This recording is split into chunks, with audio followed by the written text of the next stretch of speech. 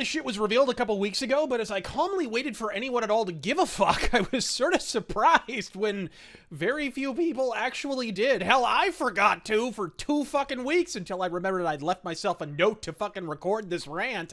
After years of Wall Street Journal and Forbes stink pieces about if TikTok is actually spying on its users, TikTok quietly updated their terms of use and confirmed precisely that. And yes, that TikTok, not the kick-ass steampunk robot in Return to Oz, but the electric eye enumerating your individual ballsack hairs with space-age scrot tech. I know you're going to be shocked by this, but turns out China done it been spying on our asses. Or at least they've been spying on the 15-year-old fucknuts who, for some bizarre reason, actually use TikTok. Which, as a complete aside, folks, has anyone ever seen a more balls-out boomerific app more readily embraced by Zoomers worldwide? Oh, what's that? Vine, but even shittier with a side of spyware? Sign me the fuck up! Here's a copy of my social security number and a list of my darkest abiding fears. Look, anyone with eyeballs knows the game here. There are no corporations that are just incidentally Chinese. To even be allowed to have the most marginal modicum of success in the CCP dictatorship in question,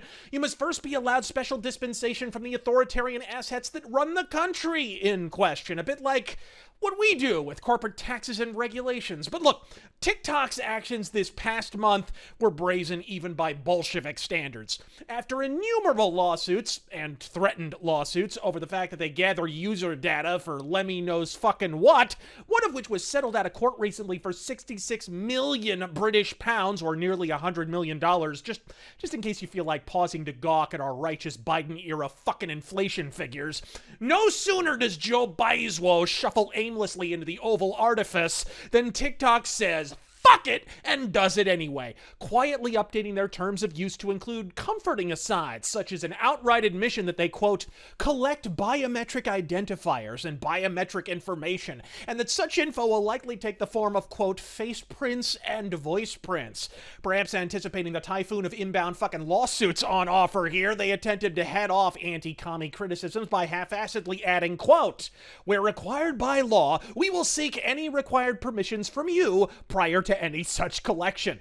But putting aside that they don't specify whether that means federal or fucking state law, of which only about a half dozen states even have any such laws, the interesting fact about this section of the agreement is that it's also the only paragraph in the entire Dead Sea Scroll-sized document that deliberately fails to identify why they want that information. Earlier on, for example, discussing generic data collection, TikTok clearly specifies they need it for, quote, special video effects, for content moderation, for demographic classification, for content and ad recommendations, and for other non-personally identifying operations, unquote.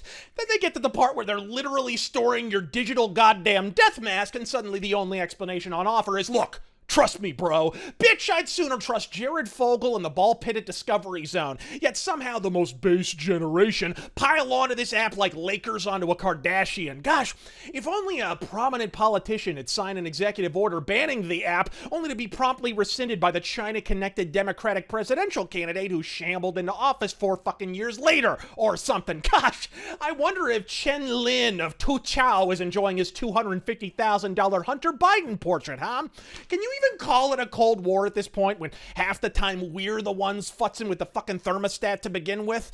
Well, evidently China can, seeing as they convened a study session, see a semi-private evil asshole meeting wherein they lay out their propaganda strategy with the subtlety of Donald Pleasance and You Only Live Twice, and basically outright admitted exactly that, impelling the Politburo to, quote, pay attention to the strategy and art of narrative warfare, public propaganda meetings, facial recognition databases directly accessed by a Chi-Com dictatorship. And oh, did I mention that for most of the day these terms of use went live, the website where they could actually be read was off fucking line? Hey, maybe if you want Alex Jones to stop looking right all the time, China should stop writing his scripts for him. them. This is the kind of shameful shit that's happening while the cucks in Congress were busy making Juneteenth a national fucking holiday, which I mean, I'm all for venerating Mo Howard's birthday. I'd just rather you didn't use my money to motherfucking do it. And don't give me that shit about how this software is a double-edged sword or primarily intended to control the commie's own population. How do I know it's not engineered to recognize Chinese citizens? Simple. Because it's only programmed to detect differing fucking facial features. I'm not saying that software would need an update to function in Asia, but they held a look-alike contest at the Beijing Olympics. Yeah, everyone won. Razor Fist. God fucking speed.